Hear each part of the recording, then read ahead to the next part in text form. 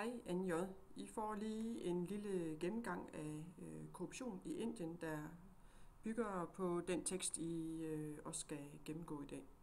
Hvis vi prøver at se på korruption, så vil vi prøve at se på for det første, hvad korruption og nepotisme er, derefter på, hvilket omfang det har, hvilke konsekvenser det har, og til sidst, hvordan man kan bekæmpe korruption.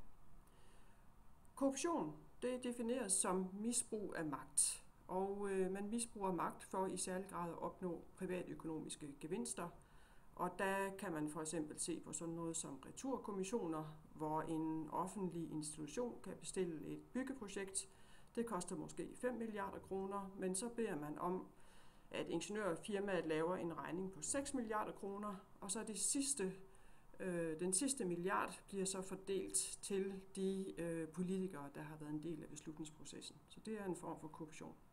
Man kan også forestille sig, at offentlige institutioner skal have penge under bordet for at ansøge borgernes ansøgning, eller godkende borgernes ansøgning om pas, eller om byggetilladelse, eller om at komme ind på nogle bestemte skoler. Nepotisme er en anden del af korruption, og det drejer sig om, at man foretrækker slægtninge eller venner, eller måske forretningsforbindelser, som man synes, man skylder en tjeneste, når der skal besættes stillinger, eller når der skal være en kontrakt. For eksempel kan det være, at man skal have en offentlig stilling besat som jurist, og i stedet for at tage den med de bedste papirer, den bedste eksamen og erfaring, så tager man fætteren i stedet for, og så får man generelt besat stillinger i det offentlige med folk, der ikke er helt kompetente. Hvis vi prøver at se på, hvordan korruptionen ser ud på verdensplan, så kan vi se, at i Indien, som er her, hvor cursoren peger, den er rimelig rød, og Indien ligger på korruptionsindekset temmelig højt. Som I kan se i papirerne, så ligger de som nummer 94 i verden, lige lidt over Rusland og Pakistan, og lidt under Kina og Brasilien. Så man kan se, hvis I prøver at se på der, hvor det er gult og lysegult, det er der, hvor den laveste korruption er.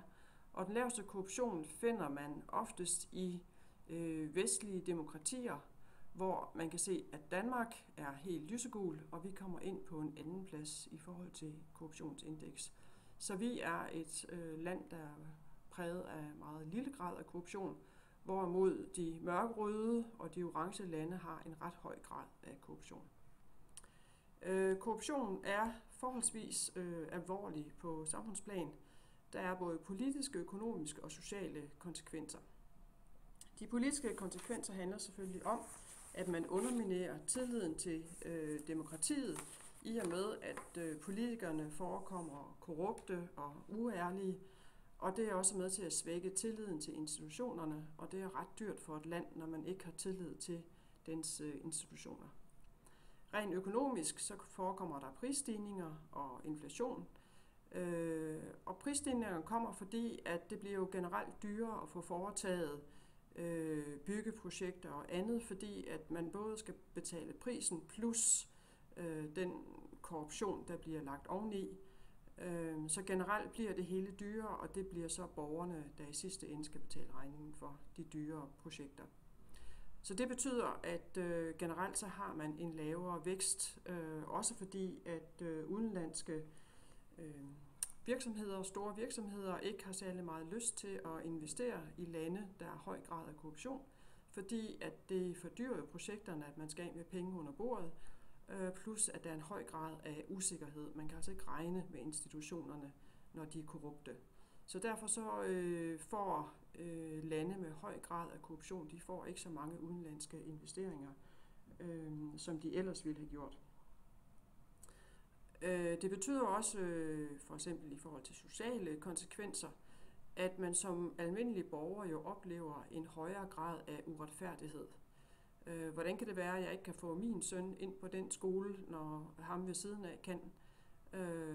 Ham ved siden af, han har haft råd til at betale penge under bordet, og det har jeg ikke råd til.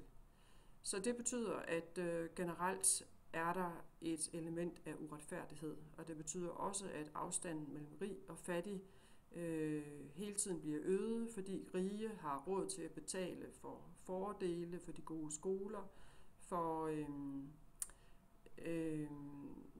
byggeprojekter osv. Så det vil sige, at de rige bliver faktisk rigere i korrupt land, og de fattige bliver fattigere, fordi de ikke har mulighed for at få deres børn ind på de skoler, der kan give dem gode uddannelser. Så generelt betyder korruption, at der kommer en højere grad af ineffektivitet i samfundet, fordi at du igennem korruption og nepotisme har embedsmænd, som ikke er måske særlig gode til at udføre deres job, er langsomme og kræver penge under bordet, og måske træffer de forkerte beslutninger. Det betyder også, at det bliver en skæv fordeling af de offentlige investeringer, så nogle ganske få firmaer, der har råd til at betale korruptionspenge, får alle entrepriserne, og andre firmaer får ikke rigtig noget, fordi de ikke indgår i den der korruptionsaftale. Og igen, som sagt tidligere, så betyder det også, at der kommer en lavere eller færre udenlandske investeringer, fordi det er for dyrt og for usikkert at investere i korrupt land. Hvad gør man så ved korruption? Som I har kunnet læse ud af teksten, så har man forsøgt i Indien at indføre en ordning med en ombudsmand, sådan som man kender det fra Danmark, hvor man har en offentlig institution, hvor man kan klage over regeringskorruptionen, og så kan man igennem den ombudsmand retsforfølge de politikere, der er korrupte. Men det holder hårdt, og som I har kunne læse, så har det krævet, at en bestemt person er gået i sultestrejke for at få det gennemført. Og det har selvfølgelig givet meget medieomtale. Pressen har også en aktiv rolle. Pressen fungerer jo ofte som demokratiets vagthund, og pressen er aktiv i afsløringen af korruptionsskandaler, eller hvis de er det, så har det faktisk ret stor betydning, fordi politikere har ikke lyst til at blive hængt ud som korrupte. Så derfor har det en ret stor betydning, at pressen er aktiv i den her kamp. Udenlandske virksomheder kan også påvirke udviklingen. De kan for eksempel indgå noget, der hedder Corporate Social Responsibility-aftaler, hvor virksomhederne lover sig selv, at uanset hvad, vil de ikke tilbyde korruption. Og i og med, at det giver prestige og arbejdspladser og økonomi at handle med de store udenlandske virksomheder, så har de ret stor magt i forhold til at modvirke, at korruption bliver en del af aftalerne.